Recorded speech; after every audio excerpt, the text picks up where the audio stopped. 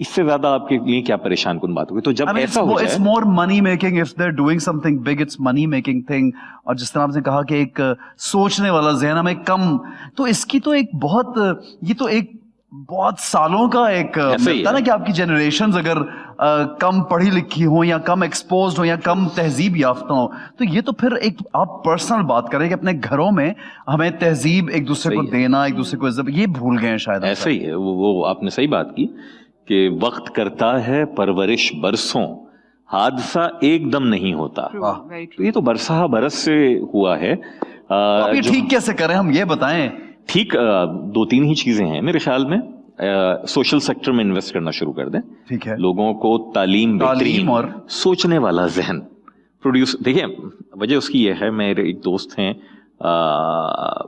Chartered accountant ہیں، وہ بتا رہے تھے کہ ان کے بیٹے کو اکنامکس پڑھنی تھی، تو جس یونیورسٹی میں گئے تو اس ایک اکیلی یونیورسٹی کے صرف اکنامکس کے کوئی 3 درجن کے قریب نوبل پرائز ونر ہیں.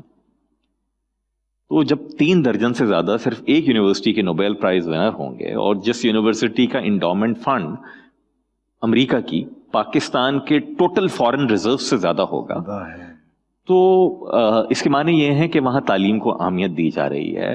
بھائی وہ ایتھیسٹ ہوا، وہ غیر مسلم ہوا، وہ کافر ہوا، وہ لادین ہوا، واٹس ایور، اللہ تعالیٰ نے قرآن پاک میں بھی فرما دیا ہے نا کہ نشانیاں ہیں سوچنے والوں کے لیے. سوچنے کے اوپر بات کی گئی ہے. اللہ کے نبی صلی اللہ علیہ وسلم نے تعلیم کی بات کی.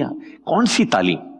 یہ تو نہیں ہے کہ میں جو مجھے نصاب میں لکھا دیا گیا ہے، فلاں کی گورنمنٹ آئی اس نے کہا میرا نام شامل کر دو، فلاں کی گورنمنٹ آئی اس نے کہا میرا نام شامل کر دو، فلاں کی گورنمنٹ آئی اس نے کہا یہ ہمارے ہیرو نہیں ہیں، یہ ہمارے ہیرو ہیں. تو یہ ایک کھچڑی ہے جو یہاں پہ بنائی گئی. بٹ اوور آل اس کا مطمع نظر جو لوگوں کا تھا، کرنے والوں کا ایک تھا کہ سوچنے والا ذہن پیدا نہیں ہونا چاہیے.